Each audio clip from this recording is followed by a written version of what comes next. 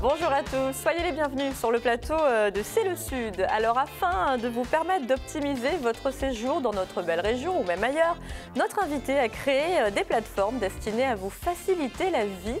C'est ce qu'il va nous expliquer dans un instant. Nicolas Garcin, bonjour et bienvenue à distance. Comment allez-vous?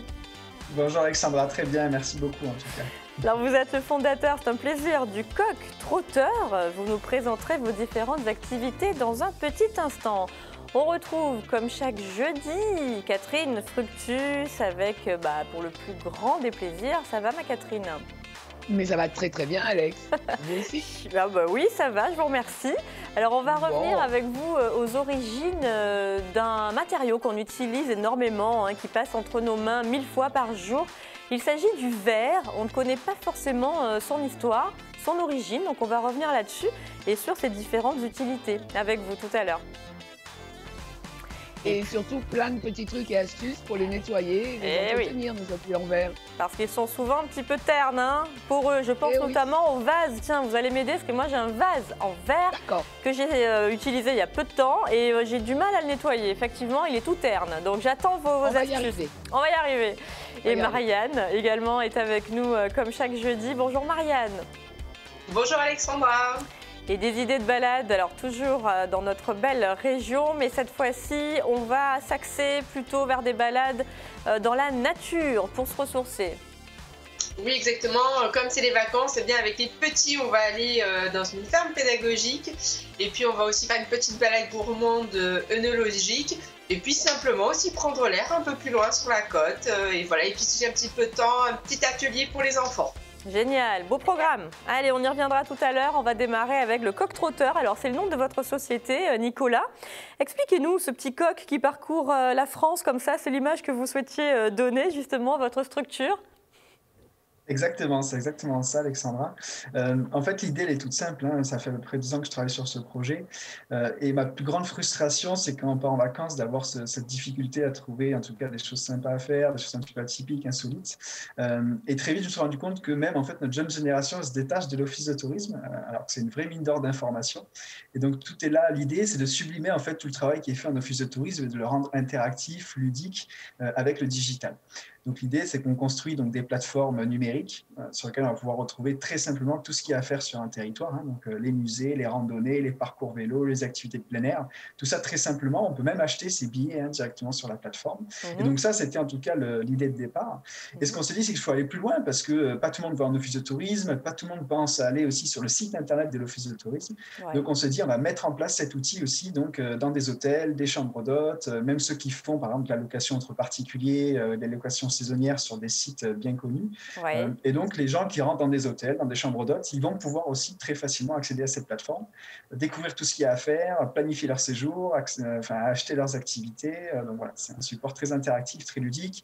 L'office de tourisme peut aussi créer des stories, il y a un fil d'actualité. Voilà, il y a plein d'outils assez sympas. En fait, on crée une sorte de média touristique qui est porté, créé par l'office de tourisme et qui est en lien avec tout son travail. Il faut savoir qu'ils ont un réseau de partenaires, d'ambassadeurs sur le territoire qui est énorme. Même moi, en travaillant sur mon territoire, j'ai découvert beaucoup de choses. Des petits producteurs, des petits artisans, des petites choses un petit peu insolites. Donc, c'est ce qu'on fait aujourd'hui, donc de créer ces plateformes pour chaque territoire. Nicolas, cette plateforme, elle se matérialise comment? Parce que vous nous dites quand on entre dans une office de tourisme, quand on entre dans une maison d'hôtes, mais du coup, c'est une application, c'est quelque chose qu'on retrouve sur son téléphone portable ou c'est quelque chose de solide, un papier que nous fait passer justement le patron du gîte ou l'office de tourisme. Comment ça se matérialise, votre proposition, vos astuces et votre compilation d'idées? Ce n'est pas une application mobile parce que l'idée, il ne faut pas avoir le frein en tout cas du téléchargement. Donc ce qu'on a fait, c'est quand vous rentrez dans un office de tourisme en physique, en fait, vous avez des bornes interactives et les personnes qui sont à l'accueil vont utiliser en fait une tablette pour vous montrer tout ce qu'il y a à faire, vous faire acheter des billets directement. Si vous allez sur le site internet de l'office de tourisme, vous avez aussi un encart bien identifié pour accéder à cette plateforme pour rapidement trouver tout ce qu'il y a à faire. Et si vous êtes, par exemple, dans un hôtel, quand vous achetez, en fait, quand vous réservez votre chambre, votre nuitée, dans votre mail de réservation ou de confirmation de la réservation, vous avez un bouton qui vous dit maintenant, préparez votre séjour, découvrez tout ce qu'il y a à faire et on vous renvoie en fait sur un site internet, mais qui est en fait la plateforme en question. Et si vous n'avez pas non plus vu le mail, en fait, quand vous rentrez dans votre chambre d'hôtel, de chambre d'hôtes, vous avez un petit support papier bien travaillé avec un QR code et en le flashant, vous tombez donc sur un site internet et en fait, c'est la plateforme. Donc voilà, vous avez des exemples, vous pouvez créer votre séjour, c'est un sort de carnet de voyage que vous pouvez vous créer qui est interactif, ludique, collaboratif. Voilà, vous avez des stories aussi pour vous inspirer. Et en fait, l'Office de tourisme va pousser énormément de contenu. Déjà des séjours tout préparés, des itinéraires déjà tout préparés. Enfin, voilà, il y a énormément de contenu assez sympa. Donc quand on n'est pas encore parti, quand on n'est pas encore sur place et qu'on ne peut pas pousser les portes soit de la chambre d'hôte, soit de l'Office de tourisme, c'est via les sites internet sur lesquels vous travaillez pour avoir toutes ces infos. Exactement. Alors Marianne, vous qui aimez bien voyager, bouger dans le département ou ailleurs, qu'est-ce que vous pensez de cette offre justement qui compile un petit peu tout ce qu'on peut retrouver sur place après et pour passer un bon séjour? Bah oui, moi je trouve que c'est une super idée parce que effectivement, d'autant plus quand on arrive dans une chambre d'hôte, un hôtel, parfois c'est aussi des petits week-ends improvisés, on n'a pas forcément anticipé de qu'est-ce qu'on allait faire avant, les activités, etc. Donc c'est vrai qu'avoir ce système-là qui vous envoie vers plein d'idées où tout a été un petit peu pré-mâché pour vous, je trouve que c'est super. Moi, pour avoir, avant d'avoir un enfant, fait une chambre d'hôte, c'est vrai que souvent, forcément, les gens ont envie de vous poser comme question, mais qu'est-ce que je peux faire, etc. Et c'est vrai que ça demande toujours à chaque fois de préparer un petit quelque chose, des fois au dernier moment. Et c'est vrai que là, ça permet d'avoir quelque chose de clé en main avec des belles photos. Et en plus, si les gens peuvent directement réserver leur activité une fois qu'ils sont sur la plateforme, c'est vrai que ça facilite encore plus la vie. Donc je trouve que c'est plutôt une chouette idée. En tout cas, la présentation comme ça donne bien envie, la facilité du coup d'accéder à ces idées d'activités. Et comme on l'a dit, il y a aussi plein de choses auxquelles on ne pense pas forcément quand on sort des grands classiques. Et c'est ça aussi qui est intéressant, c'est du coup de proposer, mettre en avant des choses auxquelles les locaux ne pensent pas spontanément. Est-ce que c'est le cas, Nicolas, justement? Est-ce que vous tentez, dans les offres que vous proposez en lien avec les offices de tourisme, de sortir un petit peu des sentiers battus, de proposer des activités assez insolites ou inédites? C'est exactement ça. Pour tout vous dire, j'ai découvert tellement de choses autour de chez moi. Notamment, on s'est rendu compte qu'il y a à peu près 60% de l'offre qui n'a aucune visibilité sur Internet. Donc, je parle de petits artisans, de petits producteurs, ou même, on retrouve souvent des expériences sur des grands sites Internet. Mais c'est aussi ce type d'expérience qu'on va retrouver sur la plateforme, des activités culinaires, des activités autour du vin. Enfin, il y a énormément de petites expériences comme ça qui sont assez insolites et auxquelles on n'aurait jamais pu, en tout cas, on n'aurait pas pu les découvrir autrement. En tout cas. Alors là, on voit un exemple. J'imagine que justement ces plateformes sont réalisées de manière assez intuitive, avec peut-être un système de filtre par prix, par préférence. Comment ça fonctionne ? C'est ça, donc vous avez en fait la page d'accueil, vous avez vraiment l'offre en journée, en soirée, les restaurants, où est-ce que vous pouvez dormir, il y a des séjours déjà tout préparés également. Et ensuite, quand vous rentrez donc, sur la plateforme, vous avez des catégories, donc vous avez les musées, les randonnées, les parcours vélo, et vous avez tout un nombre de filtres pour trier en fonction du budget, de là où vous vous trouvez, si vous avez des enfants, si vous êtes en famille, si vous avez, je sais pas, un camping-car, si vous êtes en situation de handicap, voilà, vous avez tous ces types de filtres qui sont, si vous avez votre chien aussi, vous pouvez voir tout ce qui est autorisé également avec votre animal. Donc voilà, vous avez donc la partie date, où est filtre, comme on voit sur l'écran. Voilà, donc vous avez énormément de choses qui permettent de personnaliser un petit peu l'accueil. Comment on peut faire, Nicolas, aujourd'hui pour connaître les offices de tourisme ou les lieux qui proposent vos plateformes ? Alors, c'est sur notre site internet, on référence tous nos partenaires actuels. On a à peu près une cinquantaine un peu partout en France. Donc le coq trotteur. C'est ça, coq-trotteur.com, voilà, c'est exactement ça. D'accord, donc là on peut savoir. Vous pouvez accéder d'ailleurs à l'ensemble des plateformes des offices de tourisme. Par contre, toutes les plateformes pour les chambres d'hôtes, les hôtels, par contre, c'est directement sur le site internet. On ne les a pas tous référencés parce qu'il y en a un très très grand nombre. Et oui, j'imagine, puisqu'aujourd'hui le digital est devenu un outil indispensable dans notre quotidien et même dans l'organisation de nos séjours et vacances. Vous êtes présent, j'imagine, principalement dans notre région pour le moment ? Alors, ma terre natale, le Vaucluse, donc je suis beaucoup sur le territoire du Vaucluse, le Var aussi, les Alpes de Provence, et Mhm. puis en Île-de-France et en Occitanie un petit peu, Auvergne-Rhône-Alpes pas mal aussi, et on commence la Normandie tout récemment. Mhm.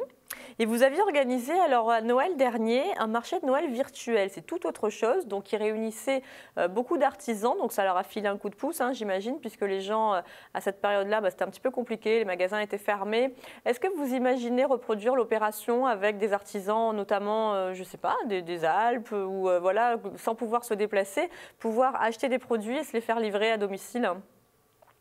C'est exactement l'objectif. En fait, pour rebondir face à la crise, on s'est dit il faut aider nos petits commerces de proximité. Donc, on s'est entouré aussi des offices de tourisme et de toutes les instances locales, les chambres consulaires, donc pour en tout cas avoir un maximum de monde qui soit sensibilisé à l'opération. Et donc, tous les petits commerces de proximité pouvaient vendre leurs produits aussi sur la plateforme. Et donc, c'est ce que vous voyez.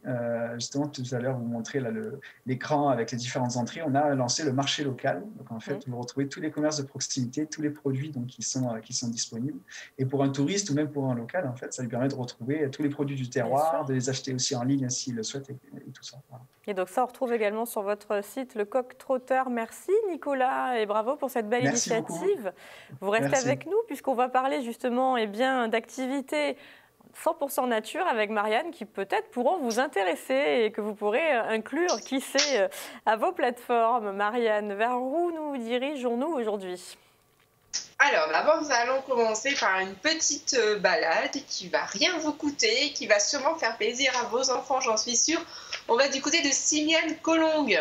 Ouais. Donc, c'est juste après, dans le secteur Gardanne, Bouc-Bel-Air, ce coin-là. Et donc là, on va aller au domaine des Mares. Je ne sais pas si vous connaissez ce lieu. Eh bien, il y a une ferme pédagogique qui est totalement en libre accès, donc ce qui est quand même plutôt intéressant. Et là, en ce moment, elle est ouverte ? Elle est ouverte tout le temps. Voilà, donc c'est vraiment l'intérêt et c'est vraiment la ferme pédagogique au grand classique avec voilà les trois beaux gros petits cochons, les chèvres, les ânes, les chevaux, les oies, les canards, voilà, vraiment tout le classique de la ferme que les enfants adorent. Alors, c'est un lieu de prédilection pour notre petite et pour mon mari parce qu'il trouve que c'est super. Donc déjà, vous pouvez vous garer, donc c'est quand même plutôt vraiment hyper pratique, facilement. C'est en libre accès, donc vous pouvez y aller quand vous voulez, le jour que vous voulez, c'est tout le temps ouvert. Et sans réservation, Marianne, puisqu'il y a une ferme pédagogique dans le coin, il me semble, pour avoir tenté l'expérience, du moins cet été, parce que je crois qu'il y en a pas mal qui sont fermés en ce moment aussi, hein, par rapport aux conditions sanitaires, c'était sur réservation uniquement. Là, non. Voilà, là, c'est vrai que c'est vraiment un lieu qui est totalement ouvert, donc c'est vrai que c'est vraiment le grand avantage, c'est que vous pouvez y aller n'importe quel jour à votre convenance et vous pourrez profiter de tous ces animaux, donc bien sûr qui sont dans des enclos. Alors, il ne faut pas leur donner du pain, mais par contre, par exemple, vous pouvez, pourquoi pas, apporter quelques épluchures de carottes. Vous allez voir que si vous voulez attirer à vous les canards, c'est vraiment leur petit péché mignon. On a pu y assister. Autre avantage, c'est que vous avez la forêt qui est juste à côté. Donc, c'est un endroit aussi qui est arboré, qui est très agréable au printemps, à la saison chaude. En ce moment, on peut aussi faire des balades. Ouais. Donc, ce qui est plutôt agréable. Et aussi, autre point intéressant, c'est que vous pouvez aussi passer par une belle journée. La journée, vous pouvez pique-niquer parce qu'ils ont aussi tout prévu avec des tables, des bancs. Vous pouvez aussi y aller en poussette parce que c'est quand même plutôt assez plat et bien aménagé. Donc, c'est vraiment, j'allais dire, un lieu où vous pouvez facilement passer une grosse demi-journée, une journée, voilà, vous balader. Et vraiment, les enfants, vous allez voir, vont pouvoir se régaler parce qu'il y a tous ces animaux qui sont vraiment à portée de main. Et puis pour les plus courageux, vous pouvez aussi partir pour l'ascension du Pilon du Roi puisque vous avez des départs de balade vraiment juste à côté de la ferme pédagogique. D'accord, très bien. Belle idée de balade pour ce week-end puisqu'il est censé faire beau temps. Donc tiens, ça c'est à noter. Parfait. Ensuite... Exactement. Voilà, il n'y a pas besoin de réserver, donc là c'est facile. Une autre idée là qui est pour le coup là plutôt sur réservation, c'est une balade gourmande mais sur le thème de la viticulture. Donc c'est au château de la Roque Forcade du côté de Pépin. Donc on reste un petit peu dans le même secteur, et bien là, vous allez partir pour 2 heures. Alors, vous pouvez le faire là, pareil, tout à fait en famille, parce qu'il y a d'abord une première partie de sentier pédagogique, un sentier donc au milieu des vignes et des oliviers. Il y a quand même 30 hectares, donc vous allez avoir de quoi vous balader et prendre l'air frais tout en étant tranquille dans la nature. Après, donc c'est un jeu d'énigmes, hein, donc vous pouvez partir sur le sentier avec votre petit livret d'énigmes et faire ça avec vos enfants. Après, vous avez une explication sur les méthodes donc, de viticulture avec la visite du chai. Pour les plus grands, les adultes, bien sûr, ça va se suivre d'une dégustation avec également 3 pièces cocktail. Donc, c'est du lundi au samedi, donc sur réservation avec des départs à 10h, 14h, 15h et 16h. C'est 15 € par adulte, donc je trouve qu'au niveau prix, c'est quand même très raisonnable pour cette petite partie en plus dégustation. C'est gratuit pour les enfants, bien évidemment. Oui, ils ne dégustent pas, j'imagine, hein, quand même. Oui, pour eux, pas de dégustation d'alcool, bien évidemment. Et si vous ne voulez pas avoir cette partie dégustation, sachez que le domaine aussi est ouvert et le sentier pédagogique est aussi ouvert. Donc, vous pouvez aussi y aller en libre accès, juste en prenant votre petit plan pour les énigmes sur le sentier, si vous voulez faire que vraiment la partie strictement familiale. D'accord, bon, voilà. Très bien. Et donc, c'est une occasion de découvrir donc, ce lieu qui se convertit au bio. Ça peut être une jolie balade plutôt intéressante. Troisième idée pour ce week-end. Dernière idée, voilà. Là, on s'exporte de notre département. On va dans le 83, on va en bord de mer du côté de Saint-Raphaël. Ouais. Là, je vous amène faire le tour du Cap Roux. Alors, ce qui est à faire surtout en cette saison, c'est la luminosité, les belles couleurs de cette couleur, donc cette couleur ocre, rouge. Et aussi, c'est qu'en ce moment, vous le savez, c'est les mimosas. Et donc, oui, vous allez aussi pouvoir faire une jolie balade en découvrant à travers les passages vers le maquis, donc toute la nature et aussi ces beaux mimosas. Et en plus, ce qui est quand même superbe, c'est quand vous arrivez donc dans cette balade en son point culminant, vous avez une vue magnifique sur la côte. Donc, alors, on part d'où, Marianne, très exactement pour le point de départ de cette balade, il se trouve où ? C'est sur la commune donc de Saint-Raphaël. Vous avez le lien que j'ai donné sur le site, donc Estérel Côte d'Azur. Vous avez tout le détail de la balade. C'est entre 2h et 2h30.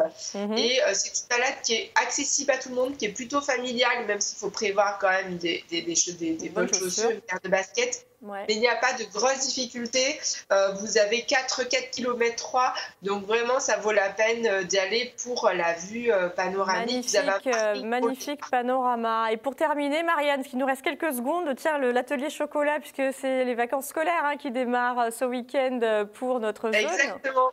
Oui, si vous ne savez pas comment occuper vos enfants, s'ils sont des gourmands, eh bien inscrivez-les à un atelier qui est organisé par le salon de thé donc de Puricard, chocolat Puricard, à Puricard, donc, et pour 1h15 de gourmandise, c'est 15 € et c'est pour les 6-12 ans, c'est sur réservation. Voilà, donc c'est la semaine prochaine, sur les créneaux de la semaine prochaine. Parfait. Voilà, ça devrait leur plaire. Très bien, merci pour toutes ces idées. Marianne, allez, on va rejoindre Catherine à présent. Alors comme je vous le disais au tout début de cette émission, nous l'utilisons et le manipulons chaque jour, mais ne savons pas vraiment quelle est l'origine du verre, Catherine. Alors avant de parler de son entretien, est-ce qu'on peut revenir sur le verre? Comment a-t-il créé? Comment est-il arrivé dans nos mains? Bonjour. Alors, c'est pas compliqué. Le verre existe depuis le néolithique, donc ça date quand même pas d'hier. Et le verre existait à cette époque-là sous forme de minéraux, puisque c'était une pierre qu'on appelle l'obsidienne. Et l'obsidienne, quand on va visiter des musées de l'Antiquité, on voit effectivement des armes, c'est-à-dire des petites armes qui sont de l'obsidienne taillée, et c'est excessivement tranchant. Et ça, c'était le premier verre qui existait.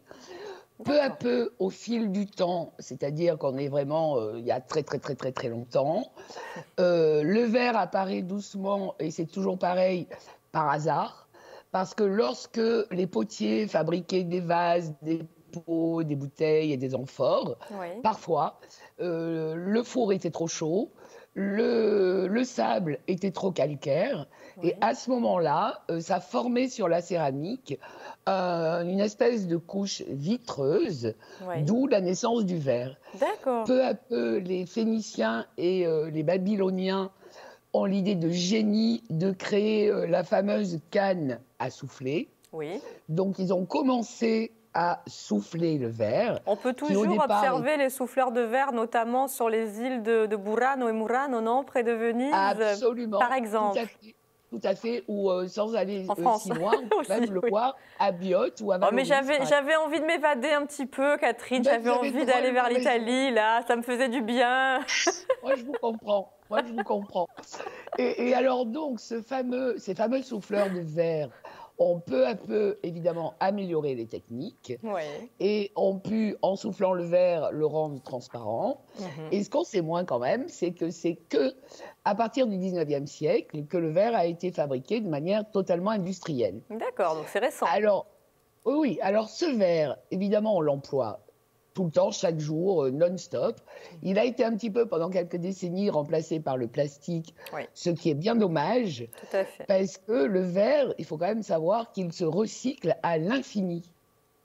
Donc, ça vaut quand même le coup d'utiliser des bocaux en verre plutôt que des barquettes en plastique. Enfin, à mon avis, Absolument, oui, hein. oui. Voilà. Alors, c'est vrai qu'il chope souvent le calcaire, la saleté, parfois il est terne. Mm. Et bien sûr, au fil du temps, on a trouvé plein de petites astuces et plein de petites recettes pour le nettoyer de manière relativement facile. Alors, qu'est-ce que je Par peux faire pour exemple, mon vase qui est tout alors, poreux après avoir accueilli de jolies fleurs, du mimosa même, tiens, récemment? Alors déjà, ce que je dois vous dire, c'est qu'on ne traite pas le verre comme on traite le cristal. Donc aujourd'hui, on parle bien du verre. Oui. Alors, pour ce qui concerne les bouteilles, les bocaux, les vases, les carafes, pour le nettoyer quand il a juste un petit peu de calcaire ou qu'il a eu des petites saletés au fond, une grosse poignée de gros sel, alors du gros sel gris, hein, non traité, Oui. plus un petit peu de vinaigre pour mouiller le gros sel. Bon, ça fait, on va dire, un tiers de vinaigre pour 2 tiers de gros sel. Oui. On va laisser bien tremper et on va bouger notre bouteille, on va la remuer très, très énergiquement. Oui. On va le laisser un petit moment. Ensuite, on va bien rincer à l'eau chaude. Mhm. Et normalement, ça devrait suffire à bien le nettoyer. Bon. Si votre vase a contenu un liquide gras, de l'huile ou enfin n'importe quel liquide gras, là, on va remplacer le gros sel par du marc de café. Ah bon, d'accord. Donc, on va mettre du marc de café tiède. Oui. On va toujours agiter très fortement et on va bien rincer. Et si nécessaire, pareil, on recommence. En revanche, si la situation est un petit peu plus grave, on va mettre des queues d'oseille. Tiens donc. Donc l'oseille, Oui. en salade ou en omelette, qu'on va couper en morceaux. Ouais. On va mettre un petit peu d'eau dans la carafe qui a contenu de l'huile. On va laisser tremper et on peut remplacer l'oseille, si on n'en a pas, par des feuilles de topinambour, de bourrache ou de pariéter officinale, qui est une plante qui était plébiscitée il y a encore pas si longtemps que ça, pour nettoyer nos objets, nos carafes en verre. Et s'il est très, très, très, très sale, on a un tout petit peu de patience. On va laisser la plante qu'on a choisie 1 semaine dans notre carafe ou notre bocal. D'accord. Et là, ça devrait partir c'est tout seul. Non, c'est pas compliqué. Pas- Il faut juste avoir les bons ingrédients. Exactement. Et si notre vase est très entartré, alors là, on va le mettre dans une bassine. On va ajouter du vinaigre chaud, mais pas bouillant. Mhm. Une poignée de gros sel, toujours pareil, du gros sel gris, et un citron coupé en tranches. D'accord. On va le laisser tremper 2 bonnes heures, et si c'est plus, c'est pas grave. Ensuite, on va jeter l'eau. Oui. On va remplir notre bassine d'eau tiède, et là, on va jeter des pelures de pommes de terre ou de coquilles d'œufs. D'accord. C'est étonnant Alors tout là, ça. Pourquoi les pommes de terre? Pourquoi les coquilles d'œufs? Ça restera un mystère, j'imagine. Parce que ça va enlever le tartre, le calcaire, etc.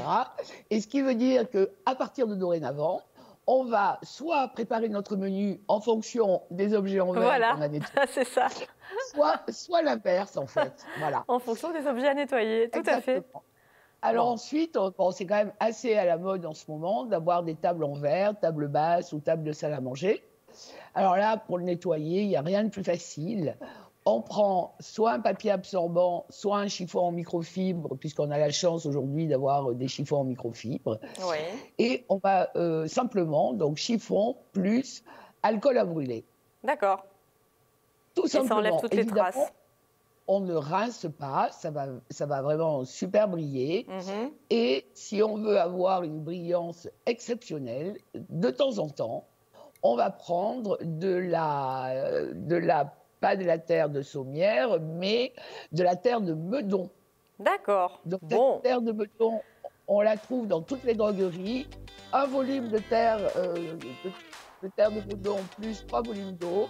On passe avec un chiffon, on laisse sécher, ça va être tout blanc.